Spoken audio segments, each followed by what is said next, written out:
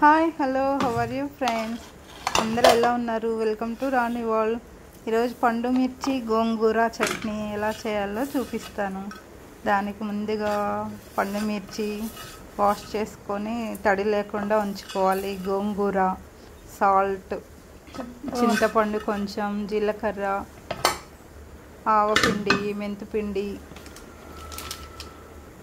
కొంచెం సాల్ట్ అన్నమాట, వెల్లుల్లి, ఇవన్నీ తీసుకొని మనం గోంగూరను కూడా మంచిగా వాష్ చేసుకొని తడి లేకుండా పెట్టుకోవాలి. ఓ మిక్సీ జార్ తీసుకొని దానిలోకి సాల్ట్, వెల్లుల్లి,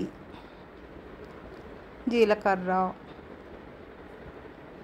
వేసుకొని కొంచెం చింతపండు, గోంగూర పుల్లగా ఉంటుంది కదా, అందుకే కొంచెం చింతపండు మాత్రమే పడుతుంది, ఎక్కువ అవసరం లేదు.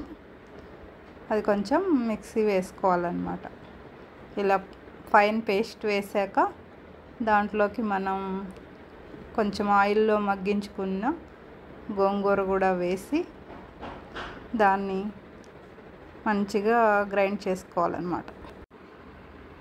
ఫైన్ పేస్ట్ లాగా మిక్సీ వేసేసుకోవాలన్నమాట. దీన్ని గోంగూరను కూడా వేసుకొని మెత్తగా, మీకు మెత్తగా ఇష్టం లేకపోతే కొంచెం కచ్చాపిచ్చాగా వేసుకోవచ్చు, అంటే గరుకుగా అన్నమాట అర్థం. చూడండి, ఫైన్ పేస్ట్ అయిపోయింది కదా. ఇప్పుడు దీనిలోకి మెంతిపిండి, కొంచెం ఆవు పిండి వేసేసుకోవాలన్నమాట. వేసుకొని మనం ఈ చట్నీని తాలింపు వేసుకోవాలి. కొంచెం ఆయిల్ ఎక్కువే పడుతుంది తాలింపు. ఈ పిండిలన్నీ వేసాక మెత్తగా మళ్ళీ ఒకసారి గ్రైండ్ చేసుకోవచ్చు, లేకపోతే స్పూన్తో కలిపేసుకోవచ్చు అన్నమాట. ఒక పాన్ పెట్టుకొని దానిలో ఆయిల్ వేసుకొని, పల్లి ఆయిల్ మాత్రమే వాడండి.